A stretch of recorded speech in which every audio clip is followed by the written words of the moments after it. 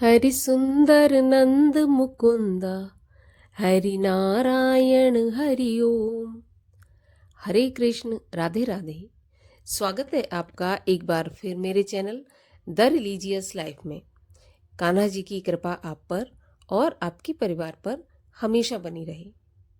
दोस्तों, आज के वीडियो में आप सुनेंगे माघ मास के महात्म का 7वां अध्याय। 7वें अध्याय की कथा में वैश्यपुत्र विकुंडल और देवदूत के बीच संवाद प्रस्तुत किया गया है।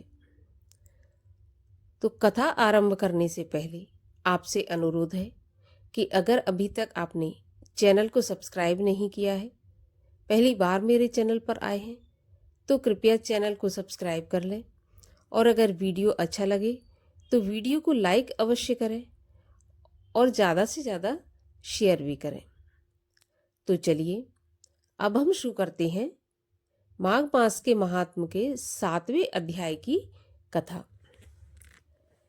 दत्तात्रेय जी बोले, चित्रगुप्त द्वारा उन दोनों का लेखा लेने पर यमराज ने दूतों को आज्ञा दी कि एक तो घोर नरक में ले जाओ जहां कठिन वेदना होती है, और दूसरे को स्वर्ग में ले जाओ जहां उत्तम भोग है। तब यमराज की आज्ञा पाकर दूतों ने वैसा ही किया।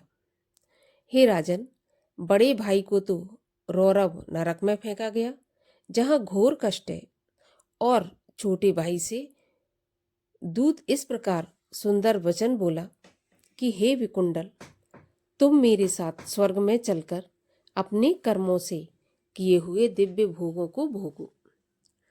यह सुनकर वह हृदय में आश्चर्यचकित होकर विचार करने लगा कि किस कारण के वश मुझे यह फल मिला है। दूत से पूछने लगा कि हे दूत, मैं तुमसे संदेहवश पूछता हूँ, सो कृपा करके मुझे बताओ। हम दोनों ने एक ही कुल में पैदा होकर बराबर समान ही कार्य किए थे और हमारी मृत्यु भी बराबर एक समान ही हुई तथा यमराज के दर्शन भी एक साथ ही किए। तब किस कारण मेरे बड़े भाई को नरक में फेंका गया और मुझे स्वर्ग मिला? विकुंडल के ऐसा पूछने पर यमदूत कहने लगा, हे विकुंडल, जिस प्रकार एक वृक्ष पर अनेक प्रकार के पक्षियों का आवागमन होता है, उसी प्रकार इस संसार में पुत्र, पत्नी, बहन, भाई, माता, पिता आदि का जन्म के कारण समागमन होता है।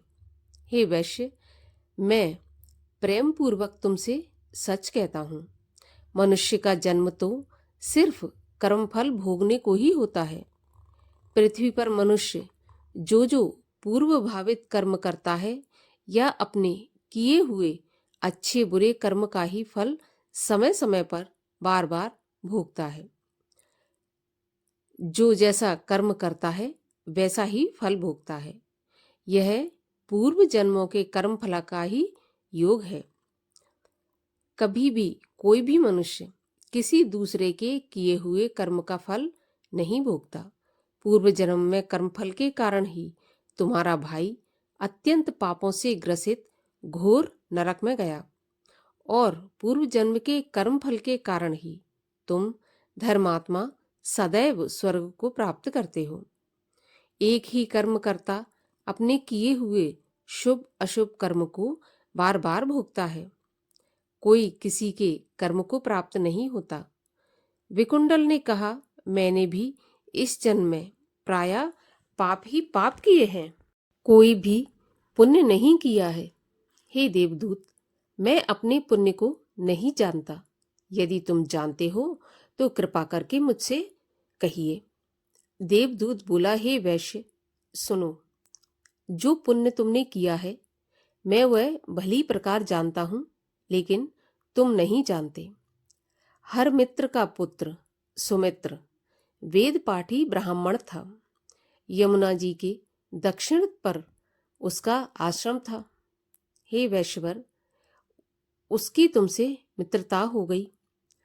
उसके सत्संग के प्रभाव से तुमने 2 माघ मास में सब पापों को दूर करने वाली शुभ निर्मल यमुना जी के जल में स्नान किया था, जिससे हे वैश्य श्रेष्ठ, एक बार के स्नान करने से तुम्हारे सभी पाप नष्ट हो गए और दूसरी बार स्नान करने से तुमने स्वर्ग प्राप्त किया।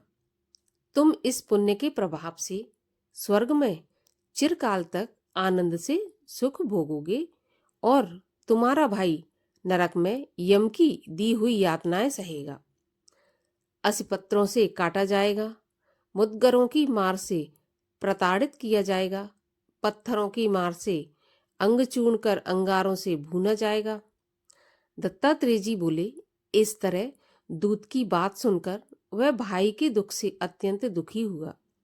उसका शरीर पुलकायमान हो गया।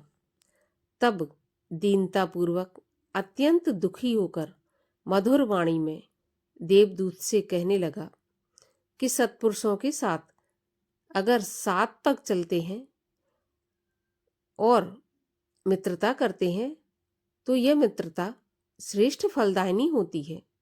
अतः अब मित्रता का भाव विचार कर आप मुझ पर दया कीजिए। हे सर्वज्ञ, मैं तुमसे यह सब सुनना चाहता हूँ, सुकृपा करके मुझसे कहिए कि किस कर्म से मनुष्य यमलोक को नहीं देखते, अर्थात बुरी गति को प्राप्त नहीं होते। 7वें अध्याय की कथा यहीं पर समाप्त होती है। 8वें अध्याय की कथा सुनने के लिए चैनल को सब्सक्राइब अवश्य कर लीजिए और अगर आज का वीडियो अच्छा लगा हो तो वीडियो को लाइक अवश्य कीजिए और ज़्यादा से ज़्यादा शेयर कर दीजिए। तो चलिए अब हम मिलते हैं अगले वीडियो में 8वें अध्याय की कथा के साथ। तब तक के लिए हरे कृष्ण।